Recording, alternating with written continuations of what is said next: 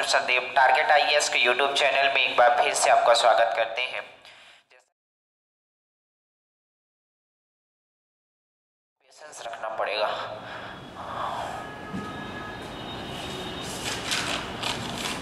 चलो, जब किसी, ये भी क्वेश्चन बहुत बार आता है, बहुत बार है, बड़ा सिंपल। जब किसी संख्या को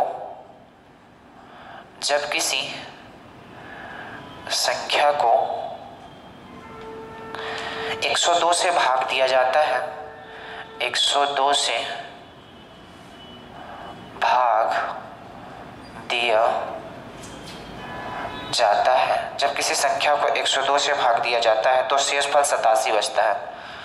तो शेषफल 87 बचता है।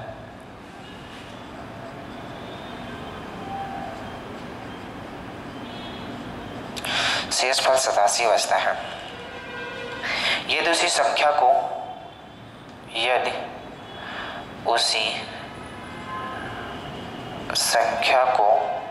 17 से भाग दिया जाए,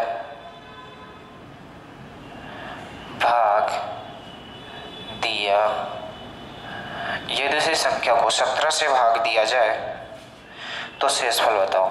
तो शेषफल बताओ।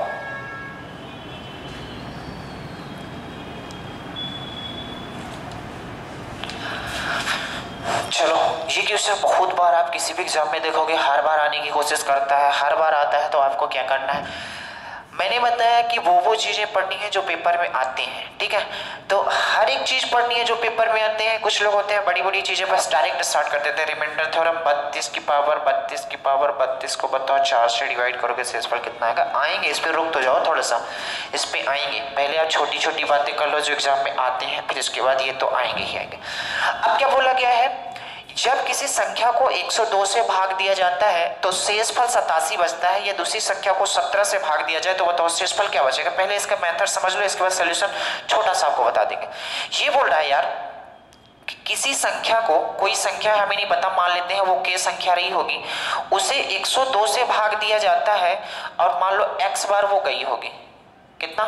x बार, मतलब इसका कि यहाँ पास कोई संख्या रही होगी और भागफल कितना x आया होगा। बोल रहा है जब इसको हम भाग देते हैं, k को हम भाग देते हैं तो शेषफल कितना बचता है? 87 बचता है। अगर आपको यहाँ से संख्या निकालनी हो, तो आप क्या बोल सकते हो, k बराबर क्या होगा।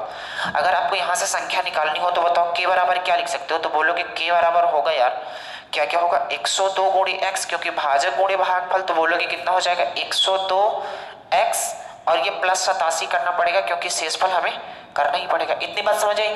ये क्या आ गई, एक संख्या आ गई। अब बोल रहा है इसी संख्या को आपको 17 से डिवाइड करना है। ये वाली जो संख्या आ गई, इसी संख्या को आप क्या कर दो, 17 से डिवाइड कर दो। तो बताओ शेषफल क्या होगा। तो आपको कुछ नहीं करना है।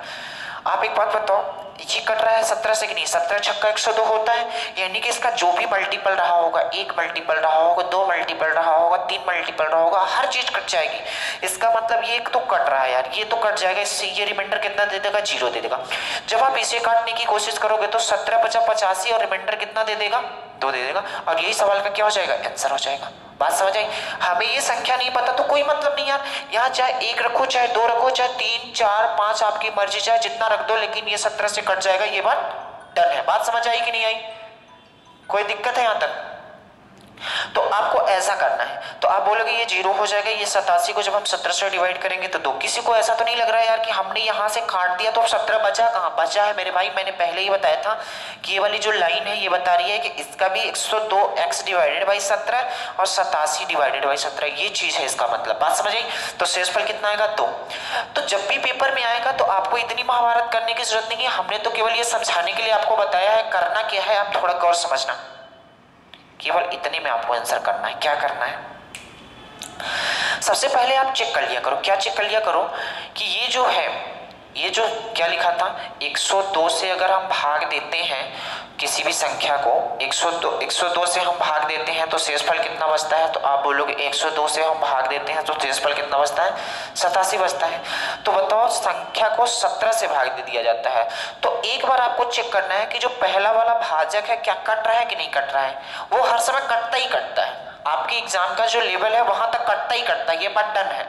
तो आपको एक बार चेक करना है क्या ये कटता है कि नहीं, तो बिल्कुल ये कट रहा है, 17 छक्का 102, तो आपको कुछ नहीं करना, इसी में 17 से भाग दे देनी है, तो रिमाइंडर कितना आ जाएगा 2। यही सवाल का क्या हो जाएगा, आंसर हो जाएगा। बात समझ में? कहने का मतलब 102 से भाग दिया जाता है तो 87 छेद बचता है, तो इसी 87 से आपको 17 को भाग दे देना है, रिमाइंडर जितना आएगा वही सवाल का आंसर हो जाएगा। उम्मीद करते हैं बात समझ गए होंगे, नहीं समझे होंगे तो 2-3 क्वेश्चन करेंगे अपने आप समझ जाओगे। लेकिन ये क्वेश्चन आते हैं, जो पहला टाइप कराया है और जो ये टाइप कराया है, ये क्वेश्चन आते हैं, इसलिए आपको करना है। ठीक है, चलिए आगे। चलो, बहुत आराम से चल रहे हैं ताकि आपको कोई कष्ट हो ना यार।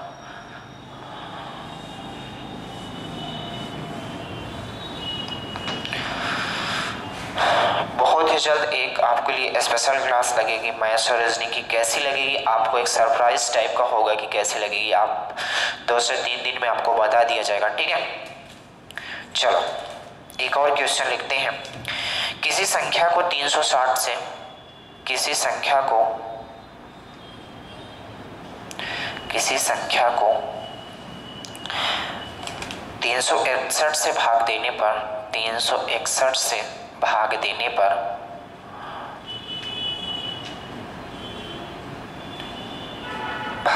पर शेषफल 47 बचता है, शेषफल 47 बचता है, शेषफल 47 बचता है। यदि उसी संख्या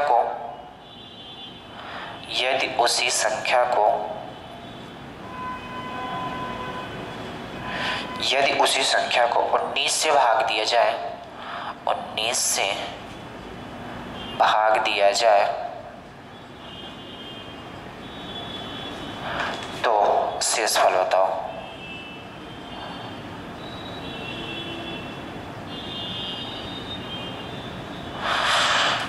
चलो देखो, किसी संख्या को 361 से भाग दिया जाता है तो शेषफल क्या बचता है, तो आप बोलोगे 47 बचता है। उसी संख्या को 19 से भाग दिया जाए, शेषफल क्या होगा। हमने बताया सॉल्यूशन केवल आपको छोटा सा करना है। कैसे, ऐसे बना लो यार, कितना दिया है 361 से जब भाग दिया जाता है तो शेषफल कितना बचता है, तो आप बोलोगे 47 बचता है, हाँ कि ना। अब किससे भाग देना है, 19 से, तो आप एक बार चेक करो ये 19 से कटता है कि नहीं कटता, बिल्कुल कट रहा है। आप देख लो, चाहे 19 से आप कट रहा है, 19 का स्क्वायर ही होता है 361। बात समझ में आई?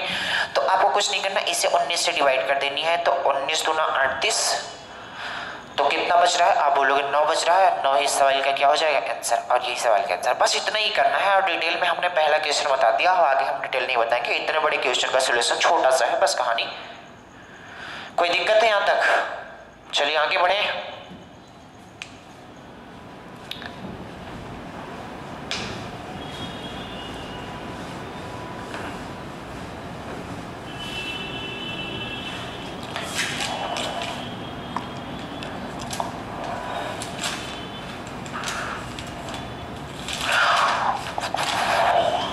चलो देखो,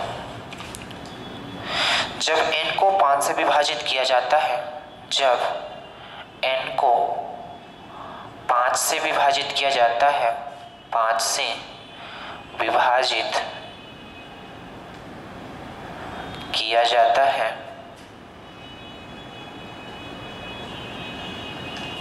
जब n को 5 से विभाजित किया जाता है तो शेषफल 2 आता है। तो शेषफल 2 आता है जब n स्क्वायर को 5 से विभाजित किया जाएगा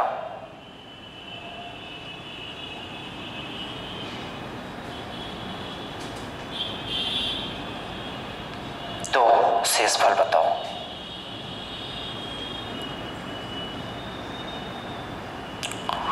बहुत आसान क्वेश्चन, और ये क्वेश्चन आया हुआ क्वेश्चन है, तो आपको थोड़ा सा अच्छे से देखना। क्या करना है, पहले एक कॉन्सेप्ट आपको समझना है। इन्होंने बोला है एक संख्या n है जिसको 5 से विभाजित किया जाता है तो शेषफल 2 बचता है। उसी n स्क्वायर को 5 से विभाजित किया जाएगा तो बताओ शेषफल कितना। इन्होंने बोला है कि जो एक संख्या n है उसको 5 से जब हम डिवाइड करते हैं तो शेषफल 2 आता है। एक संख्या n स्क्वायर है, अगर इसे हम 5 से डिवाइड करेंगे तो शेषफल कितना आएगा, ये पूछ रहा है। ठीक है, तो एक कॉन्सेप्ट आपको समझना पड़ेगा। क्या कॉन्सेप्ट है यार? कॉन्सेप्ट हमारा इतना है, जैसे आप समझो, अगर मैं यहां पास लेता हूं कितना,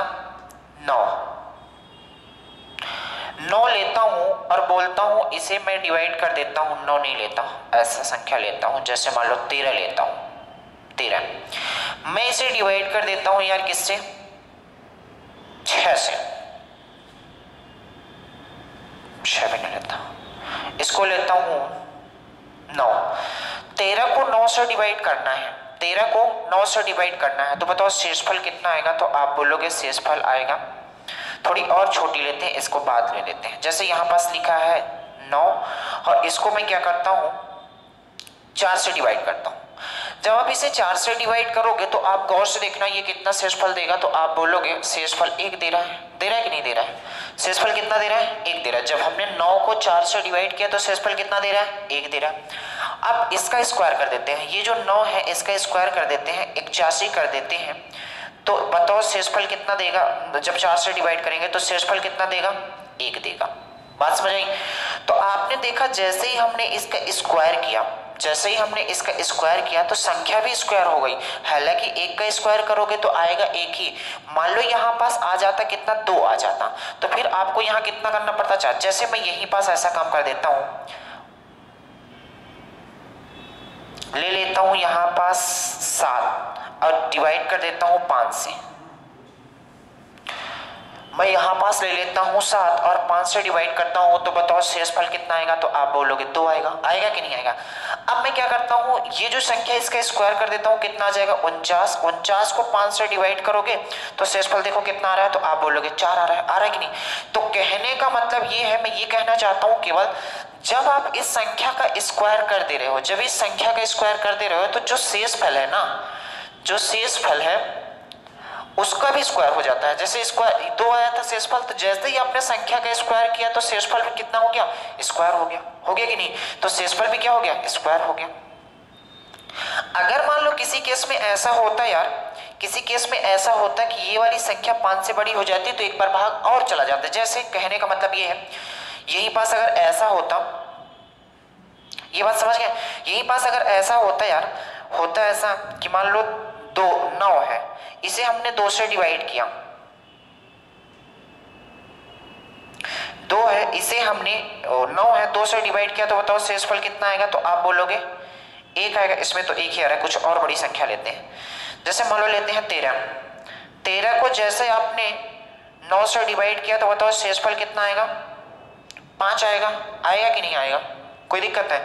जब आप इसका स्क्वायर करोगे, कहने का मतलब 169 करोगे, और इसे जब आप 9 से डिवाइड करोगे तो बताओ शेषफल कितना आएगा? तो आप बोलोगे आना तो चाहिए एक्चुअली में कितना, 25 आना चाहिए, लेकिन 25 नहीं आएगा। क्यों नहीं आएगा? आप गौर से देखना, जब इसे आप डिवाइड करोगे 9 1 कम 9 हो जाएगा, 7 बचा 79 हो गया, यानी कितना बचा?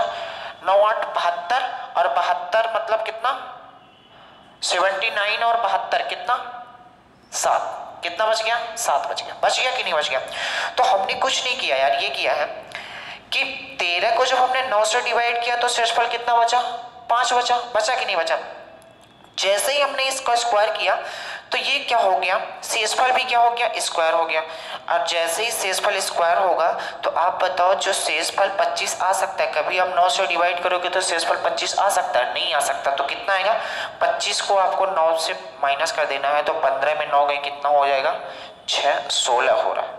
अभी भी नहीं कटा है तो एक बार और भाग जाएगा। कितनी बार जाएगा? 9 से एक बार और भाग करोगे तो कितना हो जाएगा? 7 आ जाएगा। तो कहने का मतलब यही है यार कि अब कितना आ जाएगा? 7 रिमाइंडर आएगा। तो कहने का मतलब केवल इतना समझाना चाहते हैं, जैसे ही नंबर का स्क्वायर होता है तो वो वाला शेषफल भी क्या हो जाता है? स्क्वायर होता है। ये बात ना समझ में आई हो तो एग्जाम्पल से आप ज्यादा जल्दी से समझ पाओगे। कैसे? जब हमने n को 5 से भाग दिया तो शेषफल 2 आ रहा है, तो n स्क्वायर को 5 से भाग दोगे तो शेषफल डायरेक्ट कितना आ जाएगा? 4। क्योंकि हमने एग्जांपल समझाया जैसे ही संख्या स्क्वायर होती है तो शेषफल भी क्या हो जाता है? स्क्वायर। बस यही सवाल का आंसर है। बस कॉन्सेप्ट ये भाई, जैसे ही हमने क्या किया था वहां पर, जैसे हमने क्या किया था, 7 को जैसे ही हमने 5 से डिवाइड किया था तो शेषफल कितना आया था? 2 आया था। जैसे ही हमने इसका स्क्वायर कर दिया, यानी 49 को 5 से डिवाइड करोगे तो फिर शेषफल भी कितना आ जाएगा? 4। क्योंकि जैसे ही हमने नंबर का स्क्वायर किया तो शेषफल भी क्या हो जाएगा? स्क्वायर हो जाएगा। बात समझ आई कि नहीं? अगर यहीं पास ऐसा होता है यार, 9 को मान लो हम डिवाइड कर रहे हैं 4 नहीं 2 से कर रहे हैं तो शेषफल कितना आता, 1 आता कि ना आता। अगर मान लो एक 4 से को इसी तरीके से आप इसका जैसे स्क्वायर करोगे, एक ऐसे संख्या लेना चाहते हैं जो बड़ी हो, जैसे मान लो यहाँ पास ले लेता हूँ 10 को जैसे ही आप 4 से डिवाइड करोगे तो बताओ शेषफल कितना आएगा। तो आप बोलोगे जो 4 से डिवाइड करेंगे तो यहाँ शेषफल आ जाएगा 2, और जैसे ही संख्या का स्क्वायर करोगे 100 आ जाएगा। 100 को जैसे ही आप 4 से डिवाइड करोगे तो बताओ कि शेषफल कितना आएगा, 0 आएगा। इस बार शेषफल 0 आएगा, लेकिन आना कितना चाहिए था, 4 आना चाहिए था।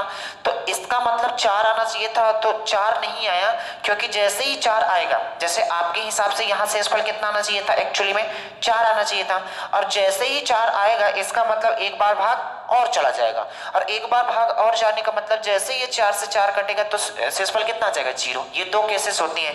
एक में क्या होता है तो आप समझोगे जैसे ही स्क्वायर होगा, नंबर का स्क्वायर होगा तो शेषफल का स्क्वायर हो जाएगा, और जैसे ही इस संख्या के बराबर आ जाए, इस संख्या से बड़ी आ जाए तो एक बार भाग और चला जाता है। तो हमने बोला 10 को जैसे ही 4 से डिवाइड किया तो शेषफल 2 आया, तो जैसे ही हमने इसका स्क्वायर किया तो 100 हो गया। तो जैसे स्क्वायर को 4 से डिवाइड करोगे तो आना एक्चुअल में 4 चाहिए, तो जैसे ही 4 आएगा तो एक बार और भाग चला जाएगा। बात समझ गया, तो रिमाइंडर कितना बचाएगा, 0 आ जाएगा। बात समझ गया कि नहीं, ये बात आपको समझनी पड़ेगी। अब चलो और आगे बढ़ते हैं।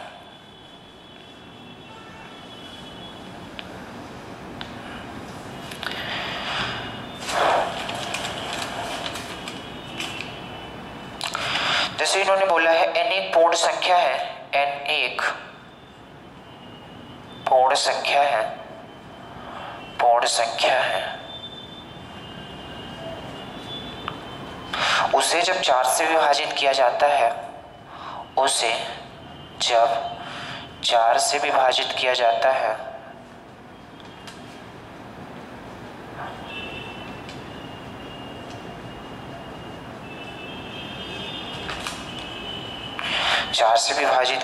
है तो शेषफल 3 आता है। तो शेषफल 3 आता है, तो शेषफल 3 आता है। तब 2n को 4 से विभाजित करने पर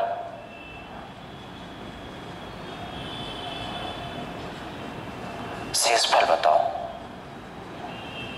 शेषफल बताओ। चलो गौर से देखना, 4 से विभाजित किया जाएगा तो शेषफल बताना। 4 से विभाजित किया जाता है, जैसे मान लो कोई संख्या n है, कोई संख्या n है, जब उसे हम 4 से विभाजित करते हैं तो शेषफल कितना आता है, 3। इन्होंने बोला है जो रिमाइंडर आता है 3। तो जैसे इस संख्या का हम दोगुना करेंगे यानी 2n करेंगे और 4 से विभाजित करेंगे तो इधर रिमाइंडर भी दोगुना हो जाना चाहिए, 6 हो जाना चाहिए कि नहीं। लेकिन रिमाइंडर दोगुना हुआ तो आप देखो, आपने अभी कभी जिंदगी में ऐसा देखा है कि यार जैसे हम यहाँ कोई भी संख्या लिखी हुई है और इसे हम 4 से डिवाइड करते हैं और शेषफल 6 आ जाए, ऐसा कभी नहीं देखा होगा। जो शेषफल होता है वो भाजक से हर समय छोटा होता है। तो आप बताओ यहाँ पास भाजक 4 है और शेषफल 6 आ रहा है, इसका मतलब एक बार भाग और जाएगा और शेषफल कितना आ जाएगा, 2। और यही सवाल का क्या हो जाएगा, आंसर हो जाएगा। उम्मीद करते हैं ये बात आप समझ गए होंगे। जैसे ही संख्या n थी, हमने 4 से डिवाइड किया तो शेषफल 3 आ रहा था कि नहीं। और जैसे ही संख्या को हमने दोगुना किया तो शेषफल भी दोगुना हो जाएगा। तो जैसे ही शेषफल दोगुना हुआ यानी 6 हो गया यानी 4 से बड़ा हो गया, 4 से बड़ा हो गया यानी एक बार भाग और जाएगा, एक बार भाग और जाने का मतलब शेषफल कितना बचेगा, 2। और यही सवाल का क्या हो गया, आंसर हो गया। अब उम्मीद करते हैं आप समझ गए होंगे, पिछला वाला भी ये वाला भी। ठीक है, आगे बढ़े।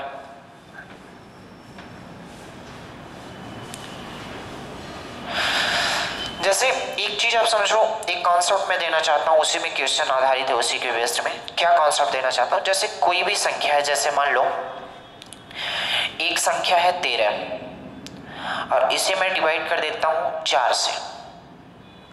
जैसे मैं इसे 4 से डिवाइड करूंगा तो बोलोगे 4 3 कितना जाएगा, 12, और शेषफल कितना बचेगा, 1। एक संख्या है मान लो 14 और इसे हम जैसे ही 4 से डिवाइड करेंगे तो बताओ 4 3 कितना जाएगा, 12, और शेषफल कितना बचेगा, 2 बचेगा। अब जब मैं क्या करता हूँ, इन दोनों संख्याओं को जोड़ देता हूँ। अब मैं इन दोनों संख्याओं को जोड़ देता हूँ, 13 और 14 को जोड़ देता हूँ। तो 13 दूना 26 और कितना हो जाएगा, 27 हो जाएगा। होगा कि नहीं होगा। यहाँ थोड़ा छोटे लिख देता हूँ क्योंकि हमें कॉन्सेप्ट एक साथ बताने हैं। जैसे ही आपने 14 को 13 4 से डिवाइड किया, अरे 14 को 4 से डिवाइड किया तो आप बोलोगे 12 होगा और शेषफल कितना बचेगा 2। अब मैं क्या करता हूँ, इन दोनों चीज़ों को जोड़ देता हूँ, इन दोनों चीज़ों को जोड़ देता हूँ तो कितना आएगा 27, और 27 को जैसे ही आप 4 से डिवाइड करोगे तो आप बोलोगे 4 छक्का 24 और शेषफल कितना आ गया 3 आ गया। तो इसका मतलब मैं यहाँ से क्या डायरेक्ट ये कह सकता हूँ यार कि जैसे इन एक संख्या ये थी, एक संख्या ये थी और एक संख्या ये थी, तो जब इस संख्या को हमने डिवाइड किया तो R1 शेषफल आया, इस संख्या को जैसे ही हमने डिवाइड किया तो R2 शेषफल आया, लेकिन जैसे इस संख्या और इस संख्या को जोड़ के हमने डिवाइड किया तो आप देख लो रिमाइंडर भी जुड़ गया है, तो ये कितना हो गया 3 हो गया कि नहीं हो गया। यहाँ तक बात समझ में आई, यानी कि डायरेक्ट हम कह सकते हैं ये संख्या 13 है, ये संख्या 14 है, इन दोनों को 4 से डिवाइड करने पर शेषफल क्रमशः 1 और 2 आ रहा है, तो इन दोनों का योग कर देते हैं, इन दोनों का योग कर देते हैं, तो आप बताओ शेषफल कितना आएगा, तो आप डायरेक्ट बता सकते हो 3 आएगा। बात समझ आई कि नहीं आई। लेकिन यहीं पास एक दूसरा कॉन्सेप्ट बनता है, ये क्वेश्चन आपसे बन जाएगा, हालांकि ये इतना सिंपल है, पूछा ही जाता। कैसे पूछा जाएगा क्वेश्चन, जैसे पूछा भी जाएगा एक संख्या को 4 से डिवाइड करने पर एक शेषफल आता है, दूसरी संख्या को 4 से डिवाइड करने पर 2 शेषफल आता है, यदि उन दोनों संख्याओं की योगफल को 4 से डिवाइड किया जाए तो शेषफल कितना आएगा, तो आप डायरेक्ट बोलोगे 1 और 2 कितना आएगा 3 आएगा। इनकेस एक ऐसा भी बन सकता है, एक केस ऐसा भी बन सकता है यार कि यहाँ पास होता कितना 14 को मान लो हम डिवाइड करते हैं किससे 4 से, तो 4 तिहाई कितना हो जाएगा 12 और शेषफल कितना बचेगा 2। आगे बढ़ते हैं, एक 15 है, इसे हम 4 से डिवाइड करते हैं, 4 तिहाई हो जाएगा 12 और शेषफल कितना बचेगा 3 बचेगा। अब मैं इन दोनों को जोड़ता हूं तो कितना हो जाएगा 29 हो जाएगा, और 29 को जैसे ही हम 4 से डिवाइड करेंगे तो ये कितना 4 से 28 हो जाएगा और शेषफल कितना आएगा 1 आ गया। जबकि आना कितना चाहिए था, तो आप बोलोगे 3 2, यहाँ आना कितना चाहिए था, तो आप बोलोगे 3 2 कितना आना चाहिए था 5 आना चाहिए था, आना चाहिए था कि नहीं। लेकिन 5 नहीं आ सकता, क्यों नहीं आ सकता, तो आप बोलोगे यार भाजक 4 है और शेषफल 4 से बड़ा नहीं आ सकता। 5 आया था शेषफल, मैं मानता हूं 5 आया था शेषफल, लेकिन भाग एक बार और चला गया, तो 5 में जब 4 का भाग एक बार और जाएगा तो बताओ शेषफल कितना आएगा 1 आएगा कि नहीं आएगा। तो यहीं से हम अगर ये संख्याएं दे देती हैं, जैसे ऐसा क्वेश्चन आता है कि एक संख्या को हमने 4 से डिवाइड किया शेषफल 2 आता है, एक दूसरी संख्या को हम 4 से डिवाइड करते हैं शेषफल 3 आता है, तथा उन दोनों के योग को अगर 4 से डिवाइड किया जाता है तो शेषफल 1 आता है, तो बताओ भाजक क्या रहा होगा, बताओ भाजक क्या रहा होगा। तो आप जब मैं ये कहना हूं ये वाली चीज आपको निकालनी है, भाजक निकालनी है, तो क्या आप यहां से कह सकते हो कि 2 3 कितना हो गया 5, अब 5 माइनस 1 कर दोगे तो क्या भाजक नहीं आ जाएगा।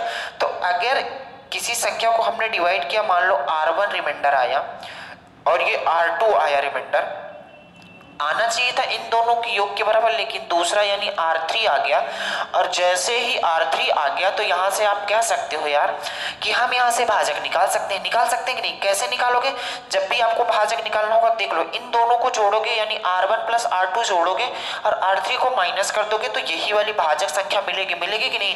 तो यहां से आपको एक कॉन्सेप्ट याद रखना है, क्या याद रखना है, इसे हम मिटा देते हैं ऊपर वाली संख्याएं, इसका आप एक बार स्क्रीनशॉट ले लेना।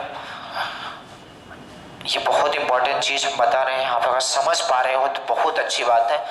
तो यहां से कॉन्सेप्ट मिल गया यार, जैसे भी हमें भाजक निकालना होगा तो भाजक निकालने का ये भी तरीका R1 plus R2 minus R3 कर देंगे। इसमें बहुत लंबे क्वेश्चन आते हैं, लेकिन ये आपको तरीका पता है, तो आप डायरेक्ट कह दोगे कि भाजक कैसे निकलेगा, ये वाली चीज कैसे निकलेगी, तो आप बोलोगे R1 प्लस R2 आना चाहिए था इन दोनों के योग के बराबर, लेकिन कम आया, क्यों, क्योंकि एक बार भाग चला गया। तो आप कहते हो यहाँ से 2 और 3 को जोड़ो 5, 5 माइनस 1 करोगे 4, हर समय ये केस हो जाएगा, चाहे आप जिस समय लगाओ, चाहे जो नंबर लगा दो। तो इसी पे बेस्ड एक क्वेश्चन कर लेते हैं,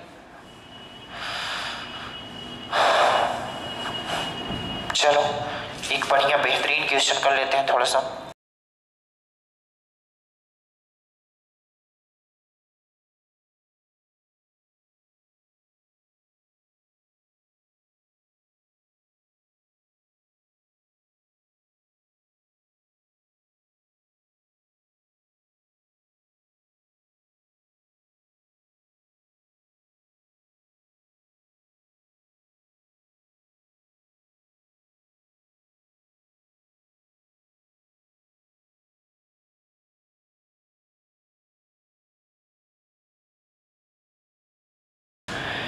भाग दिया जाता है तो शेषफल 13 बचता है।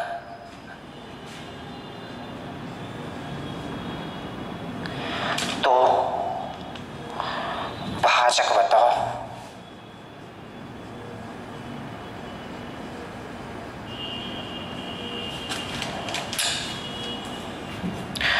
अब क्या बोल रहा है, गौर से सुनना।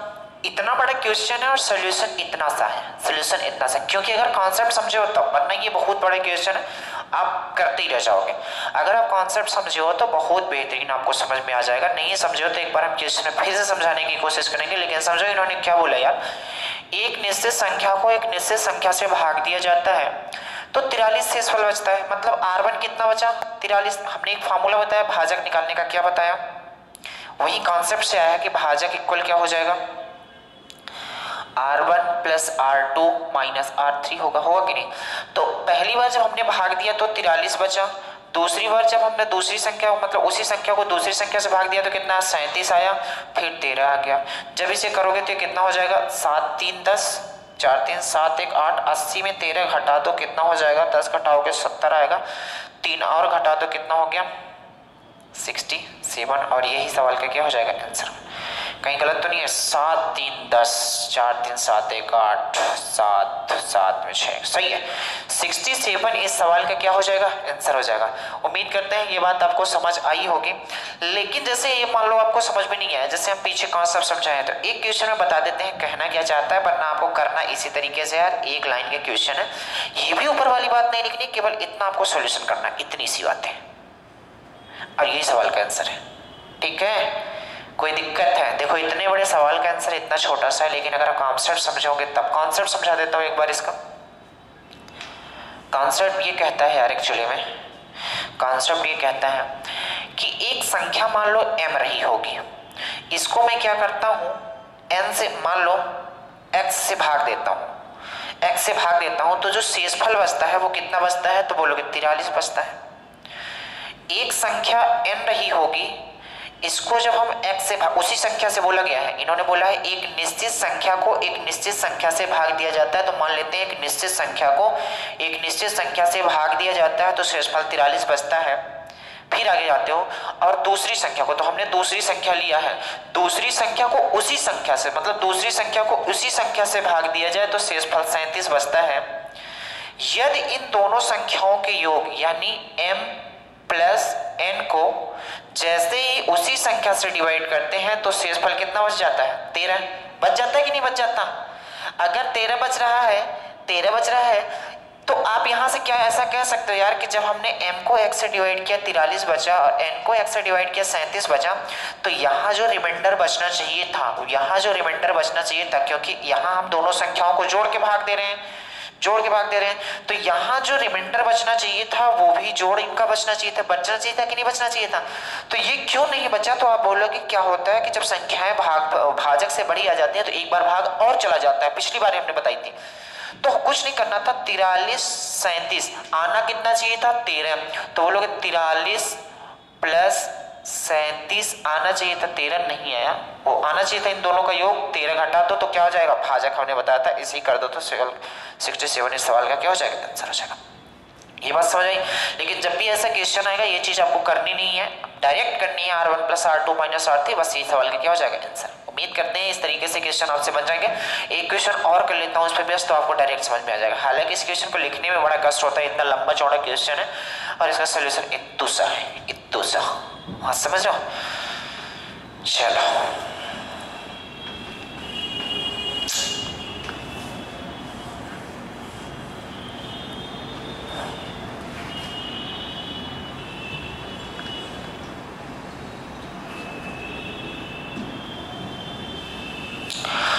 और इस समय जितने भी लोग कोई ना कोई फॉर्म डाले हो तो सीरियस होकर पढ़ाई कर लो यार। मैं बताऊं इसके बाद कोई भी वैकेंसी आने वाली कब तक है पता नहीं है किसी को, इसलिए मैं उम्मीद करता हूं ये जो वैकेंसी आपके सामने है ये बहुत ही गोल्डन चांस है। आप इतना पढ़ो कि इस बार सिलेक्शन ले ही लो। जहां भी दिक्कत आती है मैंने आपको बताया है कि एक बैच आपके लिए स्पेशल लाने वाला हूँ, मैथ्स और रीजनिंग जी सबका बैच आएगा और वो आपके लिए बहुत इंपॉर्टेंट होगा। ठीक है, तो आप धीरे धीरे कॉन्सेप्ट पकड़ो। वो जो बैच लाएंगे तो हम थोड़ा अलग सा बैच लाएंगे, आप देखना एक सरप्राइज टाइप का होगा। चलो एक क्वेश्चन और कर लेते हैं,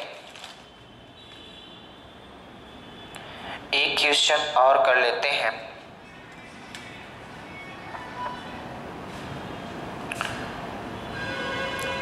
इस टाइप से क्वेश्चन बन जाएंगे, उम्मीद करते हैं। इस टाइप से हमारे पास है नहीं, हमने 2 से 3 क्वेश्चन नहीं रखा इसलिए क्योंकि यार ये क्वेश्चन लंबा चौड़ा भी है और सवाल का आंसर बस उतना ही आना है, छोटा सा।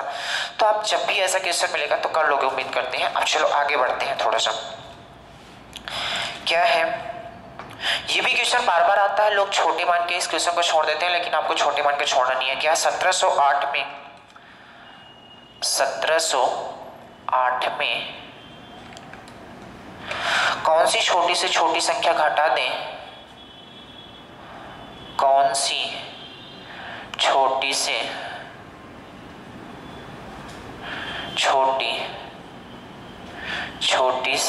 छोटी संख्या घटा दें कि वह संख्या 13 से पूर्णतः विभाजित हो जाए।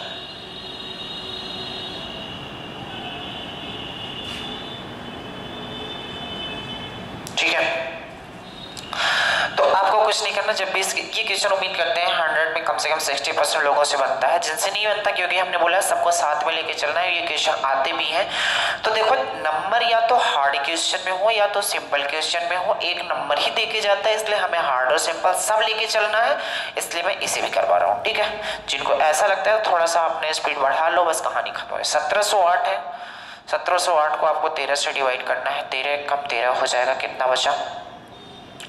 4 बचा 0, 13 39 हो जाएगा, कितना बचा? 1 बचा, 18 हो जाएगा। 13 कम 13 आएगा, कितना बचा? 5 बचा। अब देखो 5 बच रहा है, इसका मतलब अगर ये 5 ना होता तो ये संख्या पूरी तरीके से किससे डिवाइड हो जाती? 13 से। तो यहीं से आप कह सकते हो कि 1708 में से आप 5 घटा दो, यानी 1703। ये जो 1703 है, और यही सवाल का क्या हो जाएगा? 1703 जो है ये किससे डिवाइड हो जाएगा? 13 से पूरा विभाजित हो जाएगा। तो आपसे पूछा गया था कौन सी संख्या घटा दी जाए, तो 5 घटा दी जाए तो ये संख्या पूरी तरीके से क्या हो जाएगी? डिवाइड हो जाएगी। उम्मीद करते हैं इस तरीके से क्वेश्चन कर लो, आपको कुछ नहीं करना है। ये 5 आया, 5 को ही घटा दो। कहाँ? 5 को, जैसे 5 एक्स्ट्रा आ रहा है, जैसे आपके शरीर का कोई पार्ट एक्स्ट्रा है तो उसे हम निकाल के बाहर फेंक देते हैं, कोई दिक्कत नहीं है। कोई दिक्कत है? जैसे आपका एक सर एक्स्ट्रा हो तो सर को एक्स्ट्रा हम निकाल के फेंक देते हैं, कोई दिक्कत है? 2 हाथ है, एक हाथ को निकाल के फेंक दो तो भी कोई दिक्कत होगी? नहीं होगी, क्योंकि एक हाथ तो रहेगा कि नहीं? कोई दिक्कत? आगे बढ़े, चलो।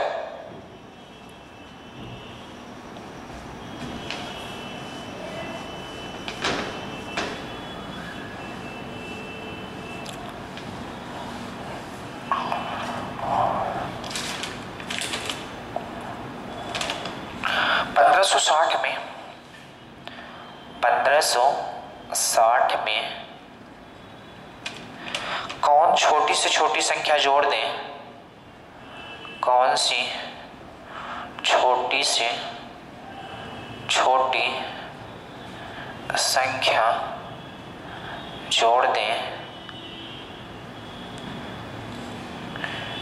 कि नई प्राप्त संख्या की नई प्राप्त संख्या 18 से पूर्णतः विभाजित हो जाए।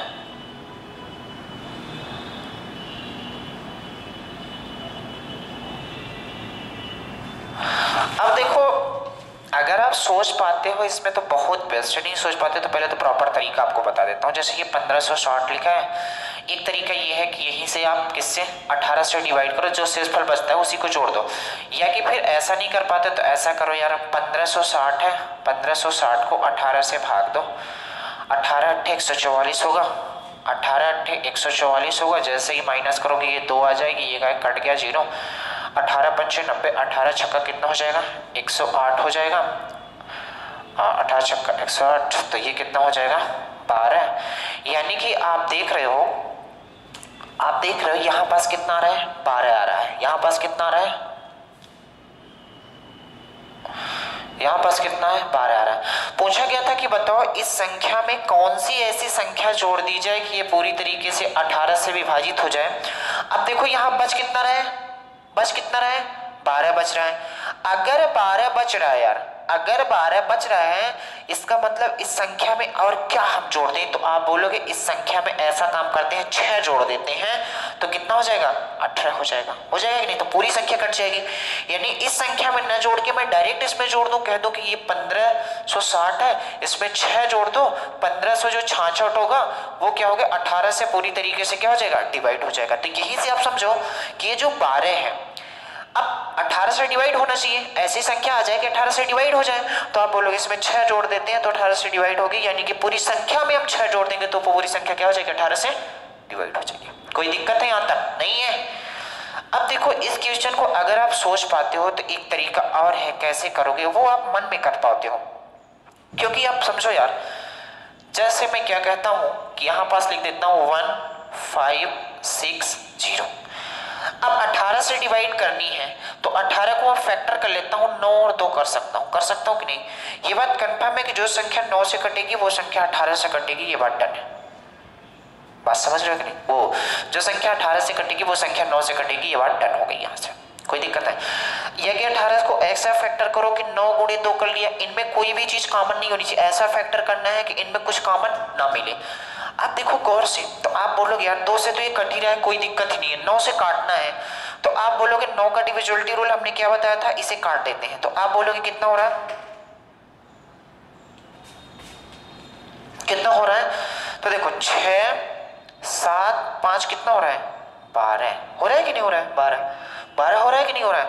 तो 12 को भी आप जोड़ लो, कितना हो रहा है 3 हो रहा है। 12 को जैसे जोड़ोगे कितना हो रहा है 3 हो रहा है, 3 आ रहा है। आप बताओ 9 से हमें डिवाइड करना है, इसमें कौन सी संख्या जोड़ दी जाए, तो 6 जोड़ दी जाएगी तो ये संख्या पूरी तरीके से क्या हो जाएगी विभाजित, यानी कि इस संख्या में हम 6 को अगर जोड़ देंगे तो ये संख्या पूरी तरीके से क्या हो जाएगी विभाजित हो जाएगी।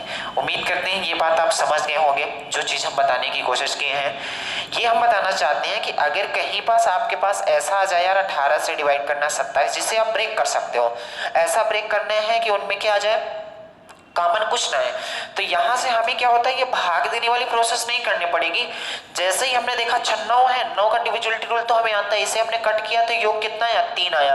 अब कौन सी ऐसी संख्या इसमें जोड़ दें कि बताओ 9 से डिवाइड होगी, तो आप बोलोगे 6 जोड़ दोगे तो 9 से डिवाइड होगी कि नहीं होगी, तो 6 जोड़ने का मतलब 9 से डिवाइड होगी। अगर 6 जोड़ दोगे तो ये वाली पूरी संख्या 18 से डिवाइड हो जाएगी, क्योंकि 2 से हमने पहले ही डिवाइड कर लिया, तो इस पूरी संख्या में 6 जोड़ दो, यही सवाल का क्या हो जाएगा आंसर। बात समझ आई कि नहीं आई। चलो आगे क्वेश्चन क्या करेंगे हम नेक्स्ट डे करेंगे। इससे से आगे धीरे धीरे हमने बोला है रिमाइंडर थ्योरम 3 दिन चलेगी तो 3 दिन चलेगी, कोई कुछ भी कर ले, इसको चलना ही चलना है, ठीक है।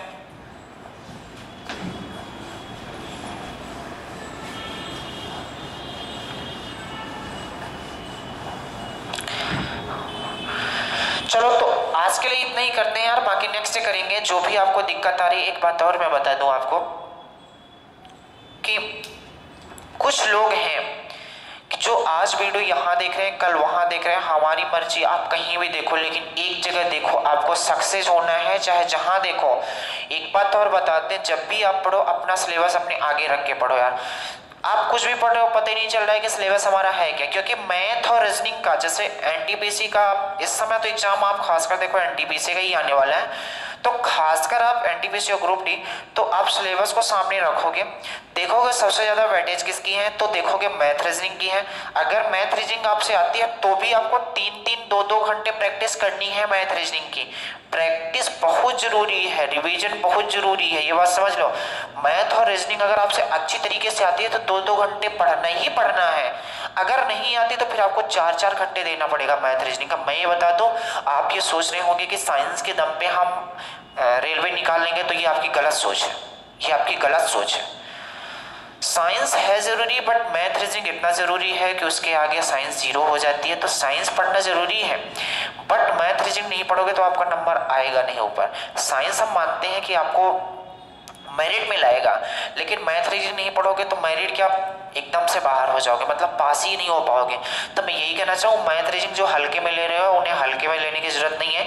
आप देख लो कहीं भी कोचिंग आप पढ़ते होंगे, जैसे प्रैक्टिस सेट उठा के देखना, तो कुछ ऐसे चैप्टर हैं जो कोचिंग में कभी पढ़ाई ही नहीं जाते हैं। और कोचिंग बच्चे भी ऐसे होते हैं यार कि सिलेबस पूरा नहीं होता, उनका बैच खत्म हो जाता है और कोई कुछ बोल नहीं पाता, उनको पता नहीं किस बात का डर आता। तो मैं यही कहना चाहता हूँ, आपको बैच पूरा पढ़ना चाहिए।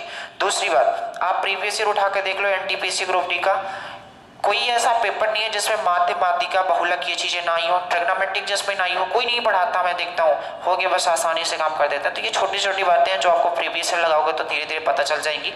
इसीलिए मैं बोलता हूँ कि जो थोड़ा सा कोचिंग ले चुके हो वो प्रीवियस ईयर लगाओ। जहाँ दिक्कत आती है अपने नज़दीकी सबसे संपर्क करो, जैसे ही कोचिंग खुलेगी आपको यहाँ पास डाउट क्लास दे दी जाएगी। चलो आज के लिए इतना ही, बाकी नेक्स्ट डे हम उम्मीद करते हैं आप अच्छे होंगे, अच्छे पढ़ते होंगे। जो भी डाउट होता है आप कमेंट कर सकते हो। धन्यवाद।